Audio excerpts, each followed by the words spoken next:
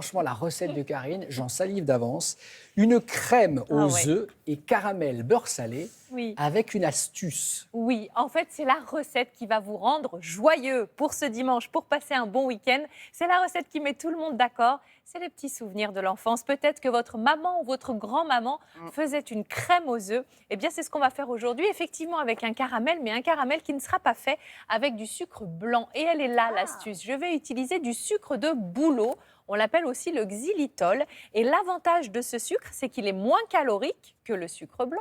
Il ne fait pas monter la glycémie de la même manière. L'indice glycémique est faible. Et puis surtout, vous savez, il n'y a pas cette petit arrière-goût qu'on peut trouver dans d'autres sucres, la stevia ou autre. Voilà. Là, il n'y a pas cet arrière-goût, donc ça en fait plutôt un produit très agréable qui a beaucoup d'atouts pour lui. Et on peut faire un caramel avec. On peut le cuire, on peut le chauffer sans difficulté. Je vous montre. On y va. Oui. Allez, c'est parti. Pour le petit caramel et surtout la crème aux œufs, eh bien, vous aurez besoin de lait, de crème, de vanille, des œufs et ce fameux sucre de bouleau et du fructose. Alors, vous voyez là, on va mettre le sucre dans la casserole. Donc là, en l'occurrence, j'ai mis du fructose, 150 grammes. On va le laisser fondre tranquillement. Et puis ensuite, quand il est complètement fondu, on va ajouter la crème délicatement. 50 grammes de crème fleurette. Attention aux projections à ce moment-là.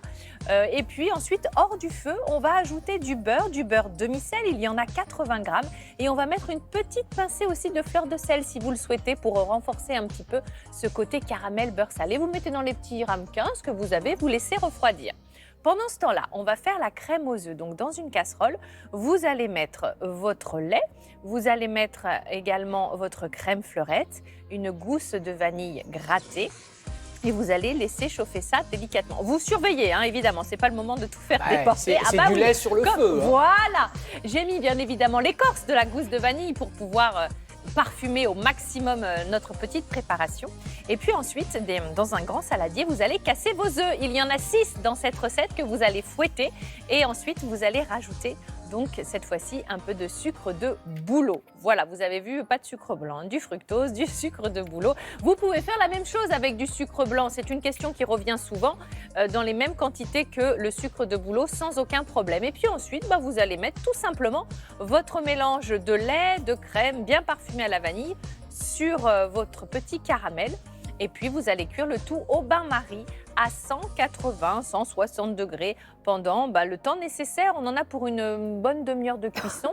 L'eau pour le bain-marie, n'oubliez pas de la mettre chaude à l'intérieur du plat. On gagne du temps. Ça, c'est important. Bain-marie, toujours avec de l'eau chaude. Parfois, on aurait tendance par facilité Bonne info, ça, à mettre de l'eau froide hésite. dans le bain-marie, mais c'est bien de mettre de l'eau chaude directement grâce à la bouilloire. Et ça fait pas plof, plof, plof, plof dans le four l'eau Non, non. Non, mais voyez ce que... Ça fait plutôt bloum. Ah, Oui, c'est ça. Non, mais elle est chaude ou Mais ça bouillante? change tout. Non, tiède, Oui, d'accord. frémissante. Oui, d'accord, Voilà. d'accord. Oui. Et alors, Ok. ce sucre, le Xylitol, Oui, ouais. le c'est sucre en de magasin bouleau, bio, absolument. Vous le trouverez dans les Génial. magasins bio. Oui, tout à fait. Et- Après, ça arrive un petit peu dans la grande distribution, mais c'est un petit peu timide Mais encore. comme visiblement c'est la panacée, on peut le mettre dans d'autres préparations Oui. sucrées, Tout de à desserts, fait. c'est ça en fait. Et Je ne connaissais avec pas le celui-là, je sucre connaissais la de stevia. bouleau, oui. Vous Mais- connaissez le fructose aussi? Oui. Un autre substitut. Mais le fait qu'il ne fasse pas grimper le pic de Ouais. glycémie, ça c'est Ça, vache- c'est très bien. Oui, absolument. On a aussi le sucre de fleur de coco dans le genre des substituts. Mais là, c'est assez différent. La couleur est beaucoup plus brune. Hein. On n'est pas sur du blanc comme Ça ressemble au ici. muscovado, c'est ça? Et Ça il y a ressemble le un peu à ce- muscovado, Et voilà. ce que j'aime dans le sucre de coco, c'est qu'il est terriblement parfumé. Il est extrêmement gourmand. Vous l'aurez compris, il n'y a pas que le sucre blanc dans la vie. Au contraire, si on peut vraiment le remplacer par plein d'autres choses naturelles, c'est C'est ça. évidemment une bonne chose.